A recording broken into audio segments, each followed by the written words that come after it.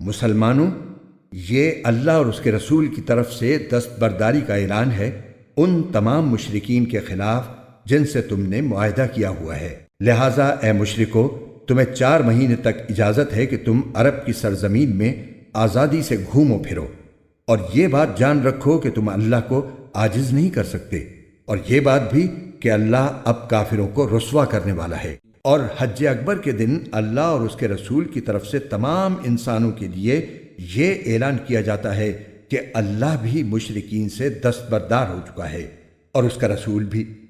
اب اے مشرکو، اگر تم توبہ کر لو تو یہ تمہارے حق میں بہت بہتر ہوگا، اور اگر تم نے اب بھی منہ موڑے رکھا تو یاد رکھو کہ تم اللہ کو عاجز نہیں کر سکتے، اور تمام کافروں کو ایک دکھ دینے والے عذاب کی خوشخبری سنا دو۔ البتہ مسلمانوں، جن مشرکین سے تم نے معاہدہ کیا پھر ان لوگوں نے تمہارے ساتھ عہد میں کوئی کوتاہی نہیں کی اور تمہارے خلاف کسی کی مدد بھی نہیں کی، تو ان کے ساتھ کیے ہوئے معاہدے کی مدت کو پورا کرو۔ بے شک اللہ احتیاط کرنے والوں کو پسند کرتا ہے۔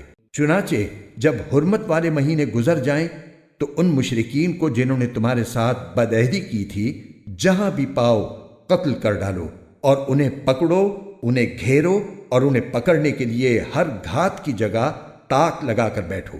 ہاں، اگر وہ توبہ کر لیں اور نماز قائم کریں اور زکوٰۃ ادا کریں تو ان کا راستہ چھوڑ دو، یقیناً اللہ بہت بخشنے والا بڑا مہربان ہے۔ اور اگر مشرکین میں سے کوئی تم سے پناہ مانگے تو اسے اس وقت تک پناہ دو جب تک وہ اللہ کا کلام سن لے، پھر اسے اس کی امن کی جگہ پہنچا دو۔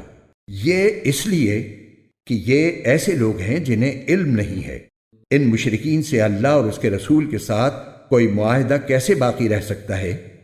البتہ جن لوگوں سے تم نے مسجد حرام کے قریب معاہدہ کیا ہے، جب تک وہ تمہارے ساتھ سیدھے رہیں تم بھی ان کے ساتھ سیدھے رہو، بے شک اللہ متقی لوگوں کو پسند کرتا ہے۔ لیکن دوسرے مشرکین کے ساتھ کیسے معاہدہ برقرار رہ سکتا ہے جبکہ ان کا حال یہ ہے کہ اگر کبھی تم پر غالب آ جائیں تو تمہارے معاملے میں نہ کسی رشتہ داری کا خیال کریں اور نہ کسی معاہدے کا۔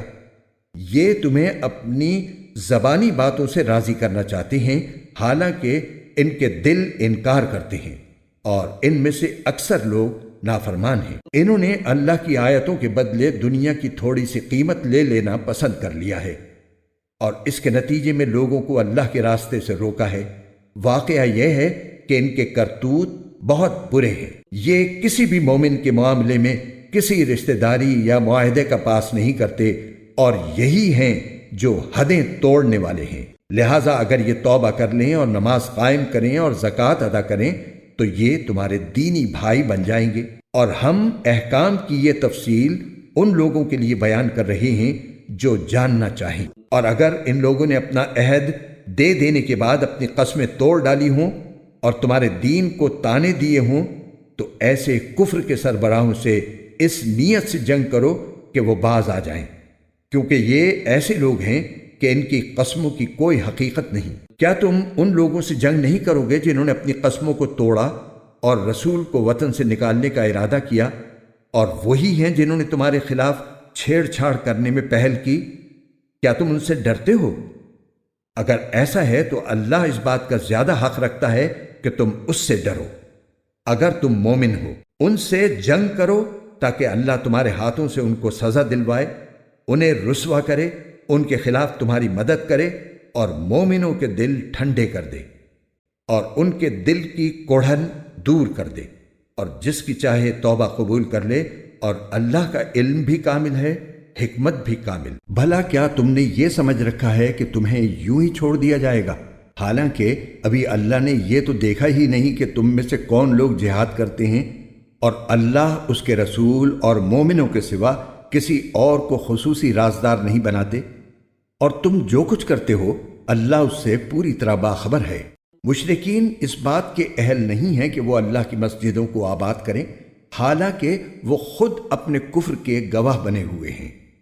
ان لوگوں کے تو اعمال ہی غارت ہو چکے ہیں، اور دوزخ ہی میں ان کو ہمیشہ رہنا ہے۔ اللہ کی مسجدوں کو تو وہی لوگ آباد کرتے ہیں جو اللہ اور یوم آخرت پر ایمان لائے ہوں اور نماز قائم کریں اور زکوٰۃ ادا کریں اور اللہ کے سوا کسی سے نہ ڈریں۔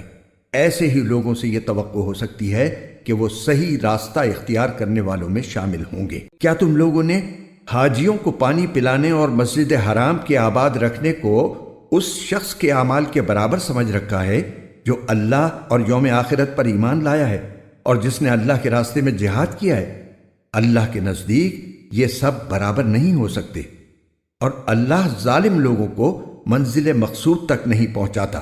جو لوگ ایمان لے آئے ہیں اور انہوں نے اللہ کے راستے میں ہجرت کی ہے اور اپنے مال اور اپنی جانوں سے جہاد کیا ہے، وہ اللہ کے نزدیک درجے میں کہیں زیادہ ہیں، اور وہی لوگ ہیں جو کامیاب ہونے والے ہیں۔ ان کا پروردگار انہیں اپنی طرف سے رحمت اور خوشنودی کی اور ایسے باغات کی خوشخبری دیتا ہے جن میں ان کے لیے دائمی نعمتیں ہیں، وہ ان میں ہمیشہ رہیں گے۔ یقیناً اللہ ہی ہے جس کے پاس عظمت والا اجر موجود ہے۔ اے ایمان والو، اگر تمہارے باپ بھائی کفر کو ایمان کے مقابلے میں ترجیح دیں تو ان کو اپنا سرپرست نہ بناؤ، اور جو لوگ ان کو سرپرست بنائیں گے وہ ظالم ہوں گے۔ اے پیغمبر، مسلمانوں سے کہہ دو کہ اگر تمہارے باپ، تمہارے بیٹے، تمہارے بھائی، تمہاری بیویاں اور تمہارا خاندان اور وہ مال و دولت جو تم نے کمایا ہے اور وہ کاروبار جس کے مندہ ہونے کا تمہیں اندیشہ ہے اور وہ رہائشی مکان جو تمہیں پسند ہیں، تمہیں اللہ اور اس کے رسول سے اور اس کے راستے میں جہاد کرنے سے زیادہ محبوب ہیں، تو انتظار کرو یہاں تک کہ اللہ اپنا فیصلہ صادر فرما دے، اور اللہ نافرمانوں کو منزل تک نہیں پہنچاتا۔ حقیقت یہ ہے کہ اللہ تعالیٰ نے تمہاری بہت سے مقامات پر مدد کی ہے، اور خاص طور پر حنین کے دن جب تمہاری تعداد کی کثرت نے تمہیں مگن کر دیا تھا، مگر وہ کثرت تعداد تمہارے کچھ کام نہ آئی، اور زمین اپنی ساری وسعتوں کے باوجود تم پر تنگ ہو گئی۔ پھر تم نے پیٹھ دکھا کر میدان سے رخ موڑ لیا۔ پھر اللہ نے اپنے رسول پر اور مومنوں پر اپنی طرف سے تسکین نازل کی اور ایسے لشکر اتارے جو تمہیں نظر نہیں آئے، اور جن لوگوں نے کفر اپنا رکھا تھا اللہ نے ان کو سزا دی، اور ایسے کافروں کا یہی بدلہ ہے۔ پھر اللہ جس کو چاہے توبہ نصیب کر دے، اور اللہ بہت بخشنے والا بڑا مہربان ہے۔ اے ایمان والو، مشرک لوگ تو سراپا ناپاکی ہیں، لہٰذا وہ اس سال کے بعد مسجد حرام کے قریب بھی نہ آنے پائیں۔ اور مسلمانوں، اگر تم کو مفلسی کا اندیشہ ہو تو اگر اللہ چاہے گا تو تمہیں اپنے فضل سے مشرکین سے بے نیاز کر دے گا۔ بے شک اللہ کا علم بھی کامل ہے، حکمت بھی کامل۔ وہ اہل کتاب جو نہ اللہ پر ایمان رکھتے ہیں نہ یوم آخرت پر، اور جو اللہ اور اس کے رسول کی حرام کی ہوئی چیزوں کو حرام نہیں سمجھتے اور نہ دین حق کو اپنا دین مانتے ہیں، ان سے جنگ کرو یہاں تک کہ وہ خوار ہو کر اپنے ہاتھ سے جزیہ ادا کریں۔ یہودی تو یہ کہتے ہیں کہ عزیر اللہ کے بیٹے ہیں، اور نصرانی یہ کہتے ہیں کہ مسیح اللہ کے بیٹے ہیں۔ یہ سب ان کی منہ کی بنائی ہوئی باتیں ہیں۔ یہ ان لوگوں کی سی باتیں کر رہی ہیں جو ان سے پہلے کافر ہو چکے ہیں۔ اللہ کی مار ہو ان پر، یہ کہاں اوندھے بہکے جا رہی ہیں۔ انہوں نے اللہ کے بجائے اپنے احبار یعنی یہودی علماء اور راہبوں یعنی عیسائی درویشوں کو معبود بنا لیا ہے، اور مسیح ابن مریم کو بھی، حالانکہ ان کو ایک اللہ کے سوا کسی کی عبادت کرنے کا حکم نہیں دیا گیا تھا۔ اس کے سوا کوئی اللہ نہیں، وہ ان کی مشرکانہ باتوں سے بالکل پاک ہے۔ یہ لوگ چاہتے ہیں کہ اللہ کے نور کو اپنے منہ کی پھونکوں سے بجھا دیں، حالانکہ اللہ کو اپنے نور کی تکمیل کے سوا ہر بات نامنظور ہے، چاہے کافروں کو یہ بات کتنی بری لگے۔ وہ اللہ ہی تو ہے جس نے اپنے رسول کو ہدایت اور سچا دین دے کر بھیجا ہے تاکہ اسے ہر دوسرے دین پر غالب کر دے، چاہے مشرک لوگوں کو یہ بات کتنی ناپسند ہو۔ اے ایمان والو، یہودی احبار اور عیسائی راہبوں میں سے بہت سے ایسے ہیں کہ لوگوں کا مال ناحق طریقے سے کھاتی ہیں اور دوسروں کو اللہ کے راستے سے روکتے ہیں، اور جو لوگ سونے چاندی کو جمع کر کر کے رکھتے ہیں اور اس کو اللہ کے راستے میں خرچ نہیں کرتے، ان کو ایک دردناک عذاب کی خوشخبری سنا دو۔ جس دن اس دولت کو جہنم کی آگ میں تپایا جائے گا، پھر اس سے ان لوگوں کی پیشانیاں اور ان کی کروٹیں اور ان کی پیٹھیں داغی جائیں گی، اور کہا جائے گا کہ یہ ہے وہ خزانہ جو تم نے اپنے لیے جمع کیا تھا، اب چکھو اس خزانے کا مزہ جو تم جوڑ جوڑ کر رکھا کرتے تھے۔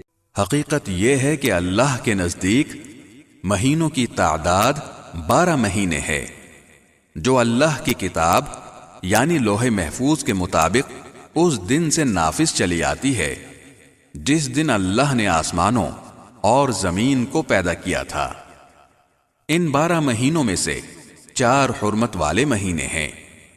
یہی دین کا سیدھا سادہ تقاضا ہے، لہذا ان مہینوں کے معاملے میں اپنی جانوں پر ظلم نہ کرو، اور تم سب مل کر مشرکوں سے اسی طرح لڑو جیسے وہ سب تم سے لڑتے ہیں، اور یقین رکھو کہ اللہ متقی لوگوں کے ساتھ ہے۔ اور یہ نسیء یعنی مہینوں کو آگے پیچھے کر دینا تو کفر میں ایک مزید اضافہ ہے جس کے ذریعے کافروں کو گمراہ کیا جاتا ہے۔ یہ لوگ اس عمل کو 1 سال حلال کر لیتے ہیں اور 1 سال حرام قرار دے دیتے ہیں تاکہ اللہ نے جو مہینے حرام کیے ہیں ان کی بس گنتی پوری کر لیں، اور اس طرح جو بات اللہ نے حرام قرار دی تھی اسے حلال سمجھ لیں۔ ان کی بدعملی ان کی نگاہ میں خوشنما بنا دی گئی ہے، اور اللہ ایسے کافر لوگوں کو ہدایت تک نہیں پہنچاتا۔ اے لوگو جو ایمان لائے ہو، تمہیں کیا ہو گیا ہے کہ جب تم سے کہا گیا کہ اللہ کے راستے میں جہاد کے لیے کوچ کرو تو تم بوجھل ہو کر زمین سے لگ گئے؟ کیا تم آخرت کے مقابلے میں دنیاوی زندگی پر راضی ہو چکے ہو؟ اگر ایسا ہے تو یاد رکھو کہ دنیاوی زندگی کا مزہ آخرت کے مقابلے میں کچھ بھی نہیں مگر بہت تھوڑا۔ اگر تم کوچ نہیں کرو گے تو اللہ تمہیں دردناک سزا دے گا اور تمہاری جگہ کوئی اور قوم لے آئے گا، اور تم اسے کچھ بھی نقصان نہیں پہنچا سکو گے، اور اللہ ہر چیز پر پوری قدرت رکھتا ہے۔ اگر تم ان کی یعنی نبی کریم صلی اللہ علیہ وسلم کی مدد نہیں کرو گے تو ان کا کچھ نقصان نہیں، کیونکہ اللہ ان کی مدد اس وقت کر چکا ہے جب ان کو کافر لوگوں نے ایسے وقت مکے سے نکالا تھا جب وہ 2 آدمیوں میں سے دوسرے تھے، جب وہ دونوں غار میں تھے، جب وہ اپنے ساتھی سے کہہ رہے تھے کہ غم نہ کرو، اللہ ہمارے ساتھ ہے۔ چنانچہ اللہ نے ان پر اپنی طرف سے تسکین نازل فرمائی اور ان کی ایسے لشکروں سے مدد کی جو تمہیں نظر نہیں آئے، اور کافر لوگوں کا بول نیچا کر دکھایا، اور بول تو اللہ ہی کا بالا ہے، اور اللہ اقتدار کا بھی مالک ہے، حکمت کا بھی مالک۔ جہاد کے لیے نکل کھڑے ہو، چاہے تم ہلکے ہو یا بوجھل، اور اپنے مال و جان سے اللہ کے راستے میں جہاد کرو۔ اگر تم سمجھ رکھتے ہو تو یہی تمہارے حق میں بہتر ہے۔ اگر دنیا کا سامان کہیں قریب ملنے والا ہوتا اور سفر درمیانہ قسم کا ہوتا تو یہ منافق لوگ ضرور تمہارے پیچھے ہو لیتے، لیکن یہ کٹھن فاصلہ ان کے لیے بہت دور پڑ گیا، اور اب یہ اللہ کی قسمیں کھائیں گے کہ اگر ہم میں استطاعت ہوتی تو ہم ضرور آپ کے ساتھ نکل جاتے۔ یہ لوگ اپنی جانوں کو ہلاک کر رہے ہیں اور اللہ خوب جانتا ہے کہ یہ جھوٹے ہیں۔ اے پیغمبر، اللہ نے تمہیں معاف کر دیا ہے، مگر تم نے ان کو جہاد میں شریک نہ ہونے کی اجازت اس سے پہلے ہی کیوں دے دی کہ تم پر یہ بات کھل جاتی کہ کون ہے جنہوں نے سچ بولا ہے، اور تم جھوٹوں کو بھی اچھی طرح جان لیتے۔ جو لوگ اللہ اور یوم آخرت پر ایمان رکھتے ہیں وہ اپنے مال و جان سے جہاد نہ کرنے کے لیے تم سے اجازت نہیں مانگتے، اور اللہ متقی لوگوں کو خوب جانتا ہے۔ تم سے اجازت تو وہ لوگ مانگتے ہیں جو اللہ اور یوم آخرت پر ایمان نہیں رکھتے اور ان کے دل شک میں پڑے ہوئے ہیں، اور وہ اپنے شک کی وجہ سے ڈاواں ڈول ہیں۔ اگر ان کا ارادہ نکلنے کا ہوتا تو اس کے لیے انہوں نے کچھ نہ کچھ تیاری کی ہوتی، لیکن اللہ نے ان کا اٹھنا پسند ہی نہیں کیا، اس لیے انہیں سست پڑا رہنے دیا اور کہہ دیا گیا کہ جو اپاہج ہونے کی وجہ سے بیٹھے ہیں ان کے ساتھ تم بھی بیٹھ رہو۔ اگر یہ لوگ تمہارے ساتھ نکل کھڑے ہوتے تو سوائے فساد پھیلانے کے تمہارے درمیان کوئی اور اضافہ نہ کرتے، اور تمہارے لیے فتنہ پیدا کرنے کی کوشش میں تمہاری صفوں کے درمیان دوڑے دوڑے پھرتے، اور خود تمہارے درمیان ایسے لوگ موجود ہیں جو ان کے مطلب کی باتیں خوب سنتے ہیں، اور اللہ ان ظالموں کو اچھی طرح جانتا ہے۔ ان لوگوں نے اس سے پہلے بھی فتنہ پیدا کرنے کی کوشش کی ہے، اور یہ تمہیں نقصان پہنچانے کے لیے معاملات کی الٹ پھیر کرتے رہے ہیں، یہاں تک کہ حق آیا، اللہ کا حکم غالب ہوا اور یہ کڑتے رہ گئے۔ اور انہی میں وہ صاحب بھی ہیں جو کہتے ہیں کہ مجھے اجازت دے دیجئے اور مجھے فتنے میں نہ ڈالیے۔ ارے فتنے ہی میں تو یہ خود پڑے ہوئے ہیں، اور یقین رکھو کہ جہنم سارے کافروں کو گھیرے میں لینے والی ہے۔ اگر تمہیں کوئی بھلائی مل جائے تو انہیں دکھ ہوتا ہے، اور اگر تم پر کوئی مصیبت آ پڑے تو کہتے ہیں کہ ہم نے تو پہلے ہی اپنا بچاؤ کر لیا تھا، اور یہ کہہ کر بڑے خوش خوش واپس چلے جاتے ہیں۔ کہہ دو کہ اللہ نے ہمارے مقدر میں جو تکلیف لکھ دی ہے، ہمیں اس کے سوا کوئی اور تکلیف ہرگز نہیں پہنچ سکتی۔ وہ ہمارا رکھوالا ہے، اور اللہ ہی پر مومنوں کو بھروسہ رکھنا چاہیے۔ کہہ دو کہ تم ہمارے لیے جس چیز کے منتظر ہو وہ اس کے سوا اور کیا ہے کہ آخر کار دو بھلائیوں میں سے ایک نہ ایک بھلائی ہمیں ملے، اور ہمیں تمہارے بارے میں انتظار اس کا ہے کہ اللہ تمہیں اپنی طرف سے یا ہمارے ہاتھوں سزا دے۔ بس اب انتظار کرو، ہم بھی تمہارے ساتھ منتظر ہیں۔ کہہ دو کہ تم اپنا مال چاہے خوشی خوشی چندے میں دو یا بددلی سے، وہ تم سے ہرگز قبول نہیں کیا جائے گا۔ تم ایسے لوگ ہو جو مسلسل نافرمانی کرتے رہے ہو، اور ان کے چندے قبول کیے جانے میں رکاوٹ کی کوئی اور وجہ اس کے سوا نہیں ہے کہ انہوں نے اللہ اور اس کے رسول کے ساتھ کفر کا معاملہ کیا ہے، اور یہ نماز میں آتے ہیں تو کسمساتے ہوئے آتے ہیں، اور کسی نیکی میں خرچ کرتے ہیں تو برا مانتے ہوئے خرچ کرتے ہیں۔ تمہیں ان کے مال اور اولاد کی کثرت سے تعجب نہیں ہونا چاہیے۔ اللہ تو یہ چاہتا ہے کہ انہی چیزوں سے ان کو دنیاوی زندگی میں عذاب دے، اور ان کی جان بھی کفر ہی کی حالت میں نکلے۔ یہ اللہ کی قسمیں کھا کر کہتے ہیں کہ وہ تم میں سے ہیں، حالانکہ وہ تم میں سے نہیں ہیں، بلکہ وہ ڈرپوک لوگ ہیں۔ اگر ان کو کوئی پناہ گاہ مل جاتی یا کسی قسم کے غار مل جاتے یا گھس بیٹھنے کی اور کوئی جگہ، تو یہ بے لگام بھاگ کر ادھر ہی کا رخ کر لیتے۔ اور انہی منافقین میں وہ بھی ہیں جو صدقات کی تقسیم کے بارے میں آپ کو طعنہ دیتے ہیں۔ چنانچہ اگر انہیں صدقات میں سے ان کی مرضی کے مطابق دے دیا جائے تو راضی ہو جاتی ہیں، اور اگر ان میں سے انہیں نہ دیا جائے تو ذرا سی دیر میں ناراض ہو جاتی ہیں۔ جو کچھ بھی انہیں اللہ اور اس کے رسول نے دے دیا تھا، کیا اچھا ہوتا کہ یہ اس پر راضی رہتے اور یہ کہتے کہ اللہ ہمارے لیے کافی ہے، آئندہ اللہ اپنے فضل سے ہمیں نوازے گا، اور اس کا رسول بھی، ہم تو اللہ ہی سے لو لگائے ہوئے ہیں۔ صدقات تو دراصل حق ہے فقیروں کا، مسکینوں کا، اور ان اہلکاروں کا جو صدقات کی وصولی پر مقرر ہوتے ہیں، اور ان کا جن کی دلداری مقصود ہے، نیز انہیں غلاموں کو آزاد کرنے میں اور قرض داروں کے قرضے ادا کرنے میں اور اللہ کے راستے میں اور مسافروں کی مدد میں خرچ کیا جائے۔ یہ ایک فریضہ ہے اللہ کی طرف سے، اور اللہ علم کا بھی مالک ہے، حکمت کا بھی مالک۔ اور انہی منافقین میں وہ لوگ بھی ہیں جو نبی کو دکھ پہنچاتے ہیں اور ان کے بارے میں یہ کہتے ہیں کہ وہ تو سراپا کان ہیں۔ کہہ دو کہ وہ کان ہیں اس چیز کے لیے جو تمہارے لیے بھلائی ہے۔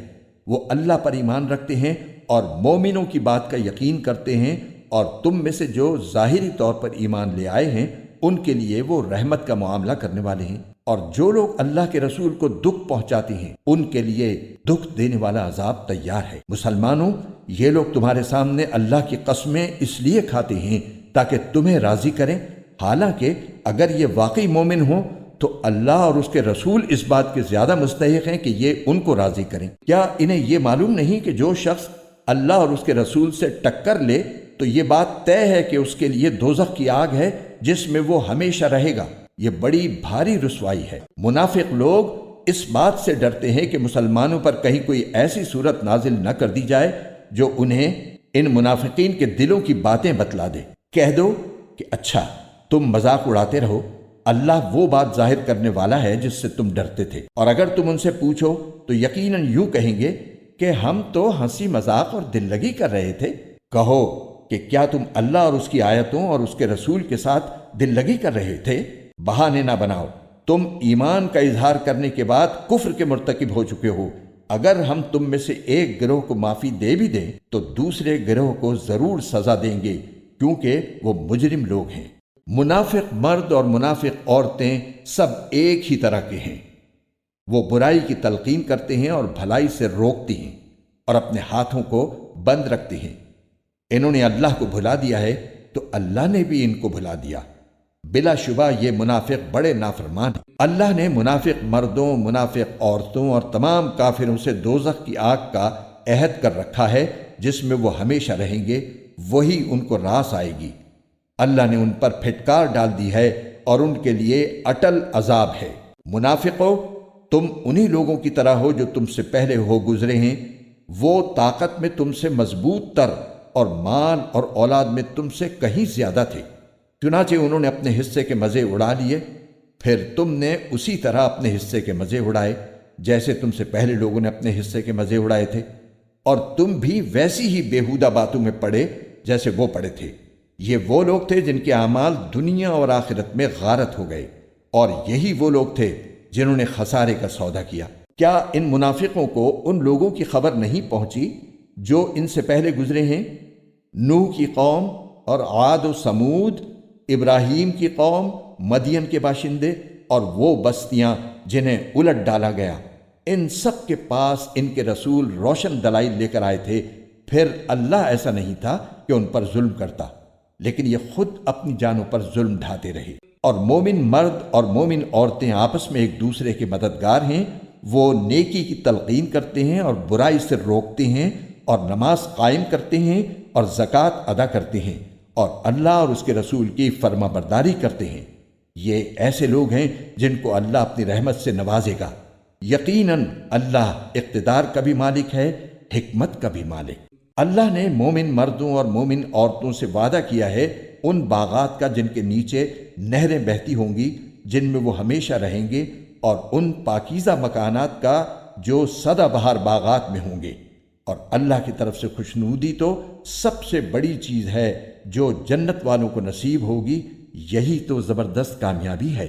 اے نبی، کافروں اور منافقوں سے جہاد کرو اور ان پر سختی کرو، ان کا ٹھکانہ جہنم ہے اور وہ بہت برا ٹھکانہ ہے۔ یہ لوگ اللہ کی قسمیں کھا جاتے ہیں کہ انہوں نے فلاں بات نہیں کہی، حالانکہ انہوں نے کفر کی بات کہی ہے، اور اپنے اسلام لانے کے بعد انہوں نے کفر اختیار کیا ہے۔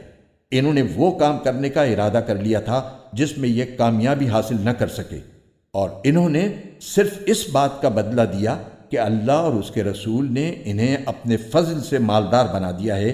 اب اگر یہ توبہ کر لیں تو ان کے حق میں بہتر ہوگا، اور اگر یہ منہ موڑیں گے تو اللہ ان کو دنیا اور آخرت میں دردناک عذاب دے گا، اور روئے زمین پر ان کا نہ کوئی یار ہوگا نہ مددگار۔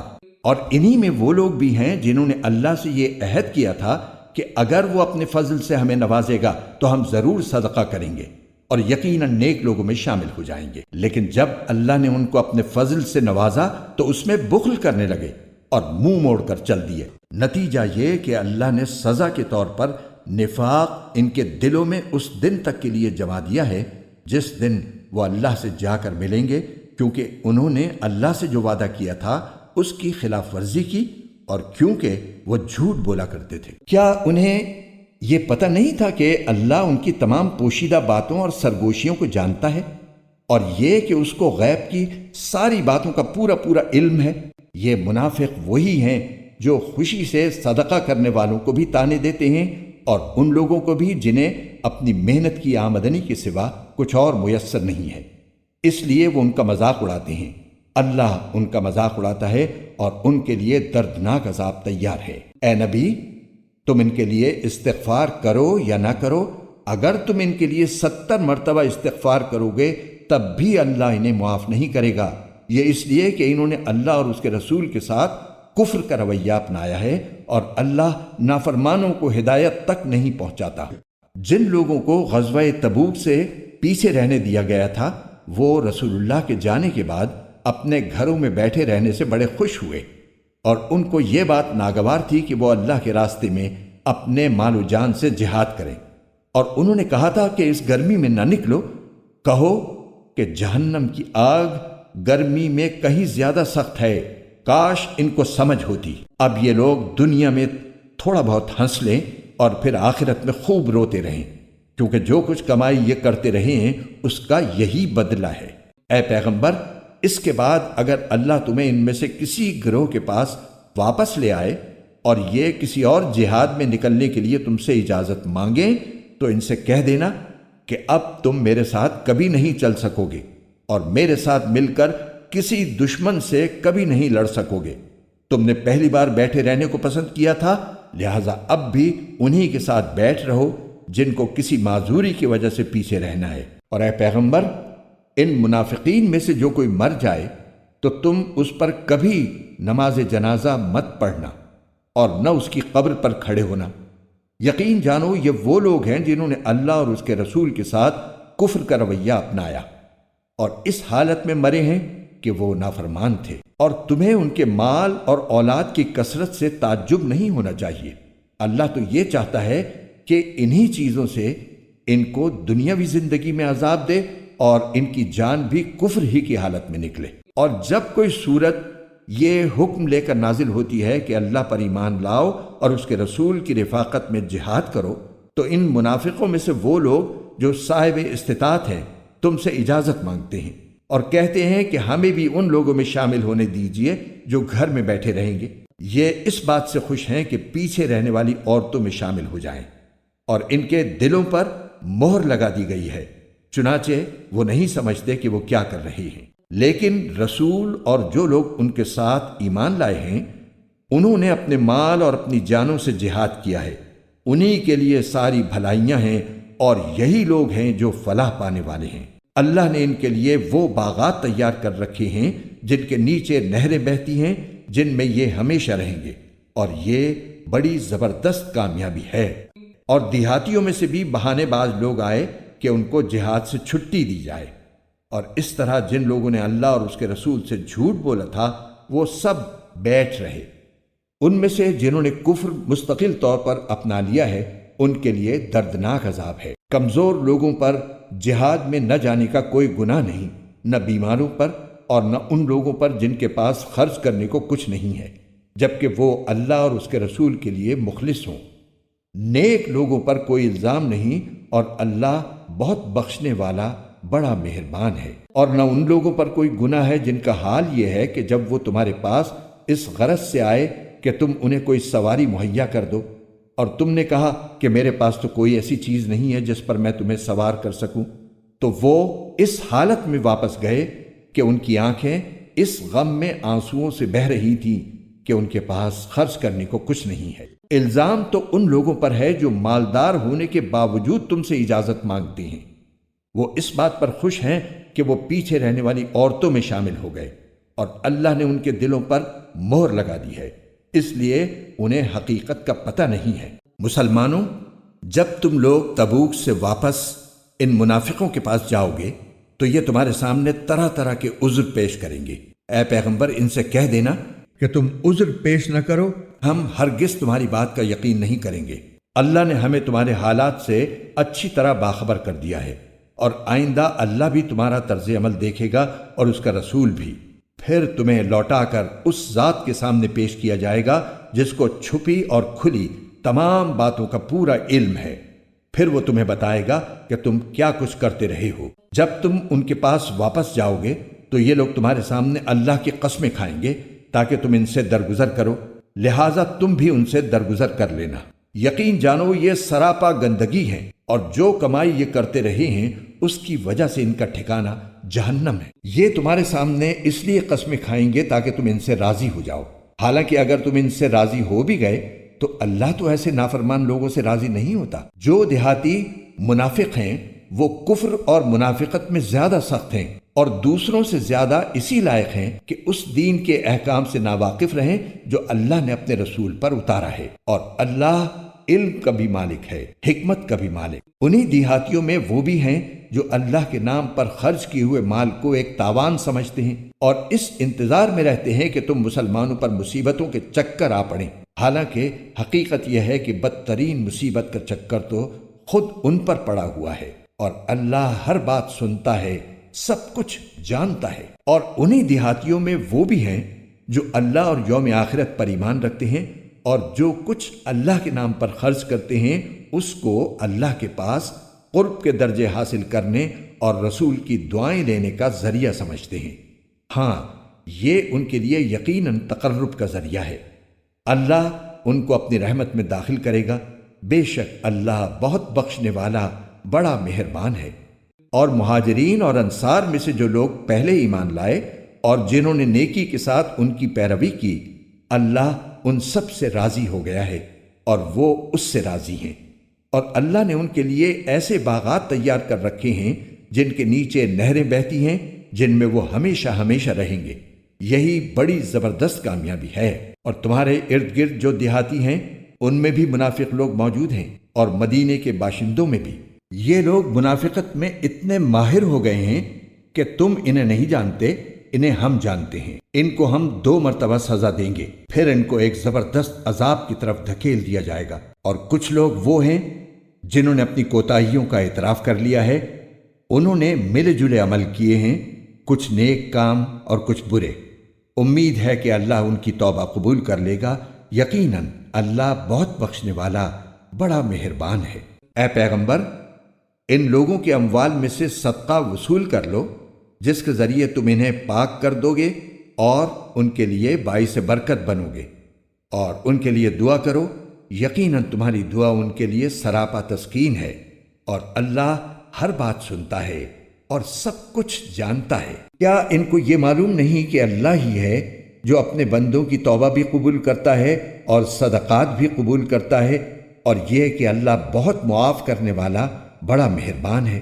اور ان سے کہو کہ تم عمل کرتے رہو، اب اللہ بھی تمہارا طرز عمل دیکھے گا اور اس کا رسول بھی اور مومن لوگ بھی، پھر تمہیں لوٹا کر اس ذات کے سامنے پیش کیا جائے گا جس کو چھپی اور کھلی تمام باتوں کا پورا علم ہے، پھر وہ تمہیں بتائے گا کہ تم کیا کچھ کرتے رہے ہو۔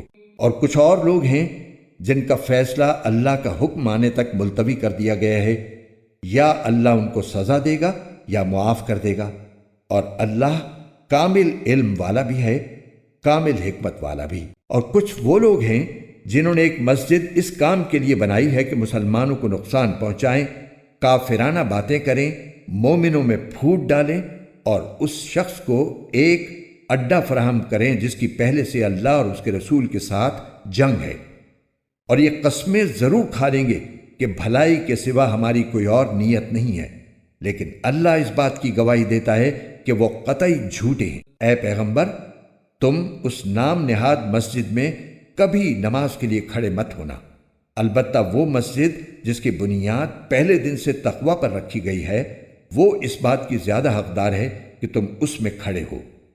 اس میں ایسے لوگ ہیں جو پاک صاف ہونے کو پسند کرتے ہیں، اور اللہ پاک صاف لوگوں کو پسند کرتا ہے۔ بھلا کیا وہ شخص بہتر ہے جس نے اپنی عمارت کی بنیاد اللہ کے خوف اور اس کی خوشنودی پر اٹھائی ہو، یا وہ شخص جس نے اپنی عمارت کی بنیاد ایک ڈھانگ کے کسی گرتے ہوئے کنارے پر رکھی ہو، پھر وہ اسے لے کر جہنم کی آگ میں جا گرے؟ اور اللہ ایسے ظالم لوگوں کو ہدایت تک نہیں پہنچاتا۔ جو عمارت ان لوگوں نے بنائی تھی وہ ان کے دلوں میں اس وقت تک برابر شک پیدا کرتی رہے گی جب تک ان کے دل ہی ٹکڑے ٹکڑے نہیں ہو جاتے، اور اللہ کامل علم والا بھی ہے، کامل حکمت والا بھی۔ واقعہ یہ ہے کہ اللہ نے مومنوں سے ان کی جانیں اور ان کے مال اس بات کے بدلے خرید لیے ہیں کہ جنت انہی کی ہے۔ وہ اللہ کے راستے میں جنگ کرتے ہیں جس کے نتیجے میں مارتے بھی ہیں اور مرتے بھی ہیں۔ یہ ایک سچا وعدہ ہے جس کی ذمہ داری اللہ نے تورات اور انجیل میں بھی لی ہے اور قرآن میں بھی۔ اور کون ہے جو اللہ سے زیادہ اپنے عہد کو پورا کرنے والا ہو؟ لہٰذا اپنے اس سودے پر خوشی مناؤ جو تم نے اللہ سے کر لیا ہے، اور یہی بڑی زبردست کامیابی ہے۔ جنہوں نے یہ کامیاب سودا کیا ہے وہ کون ہیں؟ توبہ کرنے والے، اللہ کی بندگی کرنے والے، اس کی حمد کرنے والے، روزے رکھنے والے، رکوع میں جھکنے والے، سجدے گزارنے والے، نیکی کی تلقین کرنے والے اور برائی سے روکنے والے، اور اللہ کی قائم کی ہوئی حدوں کی حفاظت کرنے والے۔ اے پیغمبر، ایسے مومنوں کو خوشخبری دے دو۔ یہ بات نہ تو نبی کو زیب دیتی ہے اور نہ دوسرے مومنوں کو کہ وہ مشرکین کے لیے مغفرت کی دعا کریں، چاہے وہ رشتہ دار ہی کیوں نہ ہوں، جبکہ ان پر یہ بات پوری طرح واضح ہو چکی ہے کہ وہ دوزخی لوگ ہیں۔ اور ابراہیم نے اپنے باپ کے لیے جو مغفرت کی دعا مانگی تھی اس کی وجہ اس کے سوا کچھ نہیں تھی کہ انہوں نے اس باپ سے ایک وعدہ کر لیا تھا۔ پھر جب ان پر یہ بات واضح ہو گئی کہ وہ اللہ کا دشمن ہے تو وہ اس سے دستبردار ہو گئے۔ حقیقت یہ ہے کہ ابراہیم بڑی آہیں بھرنے والے بڑے بردبار تھے، اور اللہ ایسا نہیں ہے کہ کسی قوم کو ہدایت دینے کے بعد گمراہ کر دے جب تک اس نے ان پر یہ بات واضح نہ کر دی ہو کہ انہیں کن باتوں سے بچنا ہے۔ یقین رکھو کہ اللہ ہر چیز کو خوب جانتا ہے۔ یقیناً اللہ ہی ہے جس کے قبضے میں سارے آسمانوں اور زمین کی سلطنت ہے، وہ زندگی بھی دیتا ہے اور موت بھی، اور اللہ کے سوا تمہارا نہ کوئی رکھوالا ہے نہ مددگار۔ حقیقت یہ ہے کہ اللہ نے رحمت کی نظر فرمائی ہے نبی پر اور ان مہاجرین اور انصار پر جنہوں نے ایسی مشکل کی گھڑی میں نبی کا ساتھ دیا جبکہ قریب تھا کہ ان میں سے ایک گروہ کے دل ڈگمگا جائیں۔ پھر اللہ نے ان کے حال پر توجہ فرمائی، یقیناً وہ ان کے لیے بہت شفیق بڑا مہربان ہے۔ اور ان تینوں پر بھی اللہ نے رحمت کی نظر فرمائی ہے جن کا فیصلہ ملتوی کر دیا گیا تھا، یہاں تک کہ جب ان پر یہ زمین اپنی ساری وسعتوں کے باوجود تنگ ہو گئی، ان کی زندگیاں ان پر دوبھر ہو گئیں اور انہوں نے سمجھ لیا کہ اللہ کی پکڑ سے خود اسی کی پناہ میں آئے بغیر کہیں اور پناہ نہیں مل سکتی، تو پھر اللہ نے ان پر رحم فرمایا تاکہ وہ آئندہ اللہ ہی سے رجوع کیا کریں۔ یقین جانو اللہ بہت معاف کرنے والا بڑا مہربان ہے۔ اے ایمان والو، اللہ سے ڈرو اور سچے لوگوں کے ساتھ رہا کرو۔ مدینے کے باشندوں اور ان کے ارد گرد کے دیہات میں رہنے والوں کے لیے یہ جائز نہیں تھا کہ وہ اللہ کے رسول کا ساتھ دینے سے پیچھے رہیں، اور نہ یہ جائز تھا کہ وہ بس اپنی جان پیاری سمجھ کر ان کی یعنی رسول اللہ صلی اللہ علیہ وسلم کی جان سے بے فکر ہو بیٹھیں۔ یہ اس لیے کہ ان مجاہدین کو جب کبھی اللہ کے راستے میں پیاس لگتی ہے یا تھکن ہوتی ہے یا بھوک ستاتی ہے یا وہ کوئی ایسا قدم اٹھاتے ہیں جو کافروں کو گھٹن میں ڈالے یا دشمن کے مقابلے میں کوئی کامیابی حاصل کرتے ہیں، تو ان کے اعمال نامے میں ہر ایسے کام کے وقت ایک نیک عمل ضرور لکھا جاتا ہے۔ یقین جانو کہ اللہ نیک لوگوں کے کسی عمل کو بیکار جانے نہیں دیتا۔ نیز وہ جو کچھ اللہ کے راستے میں خرچ کرتے ہیں، چاہے وہ خرچ چھوٹا ہو یا بڑا، اور جس کسی وادی کو وہ پار کرتے ہیں، اس سب کو ان کے اعمال نامے میں نیکی کے طور پر لکھا جاتا ہے، تاکہ اللہ انہیں ہر ایسے عمل پر وہ جزا دے جو ان کے بہترین اعمال کے لیے مقرر ہے۔ اور مسلمانوں کے لیے یہ بھی مناسب نہیں ہے کہ وہ ہمیشہ سب کے سب جہاد کے لیے نکل کھڑے ہوں، لہٰذا ایسا کیوں نہ ہو کہ ان کی ہر بڑی جماعت میں سے ایک گروہ جہاد کے لیے نکلا کرے، تاکہ جو لوگ جہاد میں نہ گئے ہوں وہ دین کی سمجھ بوجھ حاصل کرنے کے لیے محنت کریں، اور جب ان کی قوم کے لوگ جو جہاد میں گئے ہیں ان کے پاس واپس آئیں تو یہ ان کو متنبہ کریں تاکہ وہ گناہوں سے بچ کر رہیں۔ اے ایمان والو، ان کافروں سے لڑو جو تم سے قریب ہیں، اور ہونا یہ چاہیے کہ وہ تمہارے اندر سختی محسوس کریں، اور یقین رکھو کہ اللہ متقیوں کے ساتھ ہے۔ اور جب کبھی کوئی صورت نازل کی جاتی ہے تو انہی منافقین میں وہ لوگ ہیں جو کہتے ہیں کہ اس صورت نے تم میں سے کس کے ایمان میں اضافہ کیا ہے۔ اب جہاں تک ان لوگوں کا تعلق ہے جو واقعی ایمان لائے ہیں، ان کے ایمان میں تو اس صورت نے واقعی اضافہ کیا ہے اور وہ اس پر خوش ہوتے ہیں۔ رہے وہ لوگ جن کے دلوں میں روگ ہے تو اس صورت نے ان کی گندگی میں کچھ اور گندگی کا اضافہ کر دیا ہے، اور ان کو موت بھی کفر ہی کی حالت میں آتی ہے۔ کیا یہ لوگ دیکھتے نہیں کہ وہ ہر سال ایک دو مرتبہ کسی آزمائش میں مبتلا ہوتے ہیں، پھر بھی نہ وہ توبہ کرتے ہیں اور نہ کوئی سبق حاصل کرتے ہیں؟